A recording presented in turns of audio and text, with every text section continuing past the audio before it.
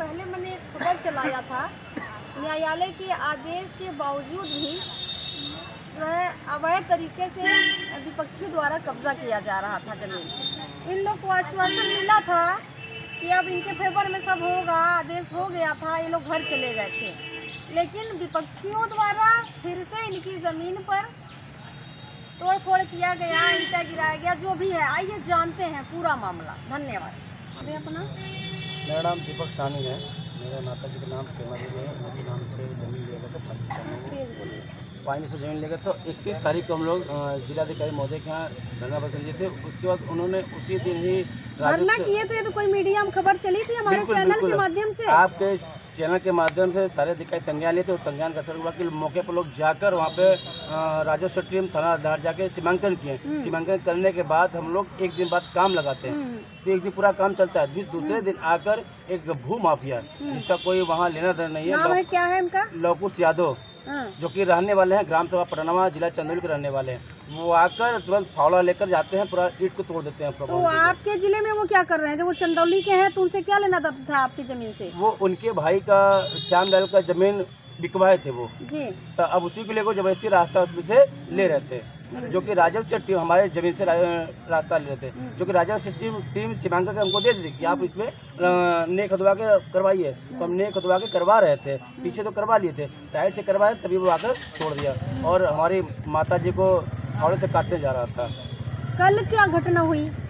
कल की नहीं, परसों की है। तो परसों क्या घटना हुई जब आपकी माता जी, आपका पूरा परिवार यहाँ चला गया था जी? सारे आदेश आपके पक्ष में हो गए थे जिलाधिकारी द्वारा जी। तो अब क्या समस्या उस जमीन पर? क्या आप लोगों ने पूरी तरह से कब्जा नहीं ले पाए क्या आप?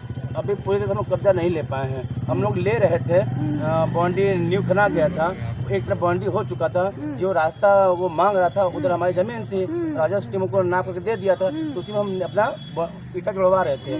तब तक वो आता है और बद्दी गालियाँ देने लगता है कि कौन माला जो इसको बाउंड्री जुड़वा रहे हो, कि क्यों रास्ता खनवा रहे हो। तो हम लोगों ने कहा कि ये रास्ता नहीं है, राजस्व टीम खूटा गाड़ कर दी है, इसको हम लोग कार्य कर रहे हैं और आप हो कौन?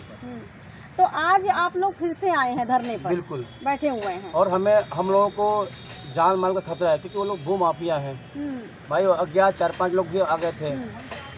तो हमें जिलाधिकारी महोदय से यही निवेदन है कि हम लोगों को वहाँ पुलिस प्रोटेक्शन दिलाने की कृपा करें। और कुछ मुख्यमंत्री जी से कुछ कहना चाहेंगे?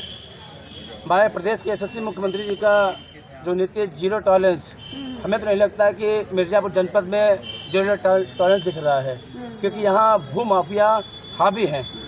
माता जी पर कैसे हमला? क्या आपने बताया अभी कि कुछ माता जी को फावड़े से क्या वो लवकुश यादव माता जी को फावड़े से जा रहा था काटने, जब ये विरोध की तो उसके बाद कुछ वहाँ लेबर थे, उन्होंने बचाया। फिर इसके बाद फ़ोन किया, प्रशासन आई। अब प्रशासन का ये दुर्भाग्य है कि लवकुश के आने के बाद लवकुश कहता है कि इस रास्ते को रोक दिया जाए, इस कार्य को रोक दिया जाए, प्रशासन रोक देती है। प्रशासन से हम लोग कहते हैं कि ये मामला कोर्ट द्वारा आदेशित हुआ है प्रेमा देवी के पक्ष में। अगर इनके पास कोई हो, हालांकि ये तो खातेदार तो है नहीं भाई, इनका तो कोई मतलब ही नहीं है। अगर कोई हो तो आपत्ति तो उस कार्य को रोक सकते हैं, अन्यथा आप कार्य को नहीं रोक सकते हैं। दरोगा जी नारायणपुर चौकी के, उन्होंने चुनाव तहसील के नायब तहसीलदार संजय सिंह से बात किया। उनका स्पष्ट करना था कि ये जो नपाई हो चुकी है वो सही तरीके से, जो दस्तावेज पर हम उसको पूरा क्लियर कर चुके हैं, इनका कोई वहाँ रास्ता वास्ता नहीं है। और दरोगा जी आपसे ये कहना है कि आप अगर उनके पास सामने विपक्ष के पास अगर कोई ऐसा आदेश है तब तो आप कार्य को रुकवा सकते हैं, अगर कोई ऐसा आदेश नहीं है तो अन्यथा प्रेमा देवी को जो कार्य चल रहा है उसको चलने दिया जाए। प्रेमा देवी आपकी मम्मी का नाम है, माता जी का? पिताजी क्या नाम है? राजेंद्र प्रसाद। जिला मिर्ज़ापुर है, थाना लाट है। ओके, धन्यवाद।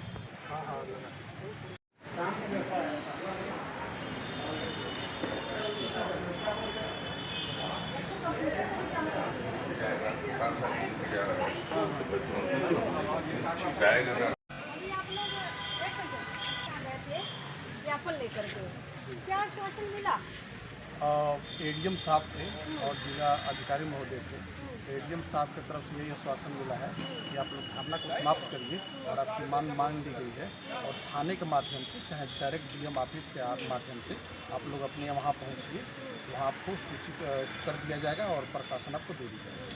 अच्छा, एक और आपने ये पिछली बार बात नहीं बताई कि पिछली बार भी हम आए थे और मेरी मांगों को माना गया था, फिर भी हम लोग को आना पड़ा। क्या ऐसा तो नहीं दोबारा फिर आना पड़ेगा? ऐसा नहीं, कुछ अगर कहा आपने? नहीं अगर यहाँ का आश्वासन मिला है, डीएम ऑफिस से आश्वासन मिला, क्योंकि पिछली बार ये समस्या बनी कि हम लोग पता भी नहीं था कि ऐसा वहाँ पे स्थिति उत्पन्न हो सकता है, लेकिन स्थिति उत्पन्न हुआ। लेकिन उन पे एफआईआर भी हुआ है, प्रशासन ने उन पे एफआईआर भी की है, उन पे कार्रवाई भी की है। लेकिन प्रशासन जो जाकर काम रुकवाई थी, हम लोग की मांग वही है कि जिसने काम रुकवाया वही काम स्टार्ट करे, क्योंकि हम लोग विवाद में पड़ना नहीं चाहते हैं, ठीक ना। हम लोग कानून को मानने और संविधान को मानने वाले लोग हैं। तो प्रशासन कह रही है कि नहीं, प्रशासन वहाँ अलर्ट नहीं किया जा सकता, उसके लिए आप एसपी ऑफिस से ऑर्डर लेकर आइए, चाहे डीएम ऑफिस से ऑर्डर लेकर आइए। तो फिर हम लोग को यहाँ धरना देना पड़ा, लेकिन इस चीज़ को माना है डीएम ऑफिस के, चाहे डीएम साहब से डीएम साहब ने इस चीज़ को माना है और वहाँ प्रशासन अलर्ट करने का आश्वासन मिला है, काम स्टार्ट। एक बार जिला बताएं आप। और पिछली बार जिला कौन सा है? जनपद मिर्जापुर खाना कौन सा लगता है आप लोगों को? पिछली बार जो धरना प्रदर्शन हुआ था तो उसमें सीधे राजस्व के खिलाफ था कि ताकि हम लोगों को वहाँ पे जाकर के कोर्ट में आदेश दिया था। तो राजस्व टीम ने उस धरने के बाद डीएम साहब के आदेश के बाद वहाँ पर जाकर के सीमांकन किया गया, इसमें कोई दो राय नहीं। तो राजस्व टीम ने तो एकदम सही सीमांकन किया है, ठीक है। अब वहाँ पर जो चीज़ें उत्पन्न हो रही हैं विरोधियों के द्वारा, तो वहाँ पर निश्चित तौर पर पुलिस फोर्स की जरूरत है। तो इसीलिए हम सब लोग पुलिस के साथ आए हैं कि ताकि वहाँ पर किसी प्रकार की अनहोनी न हो, कोई घटना न घट सके, इसलिए पुलिस बल वहाँ तैनात करके पीड़ित को कब्जा किया।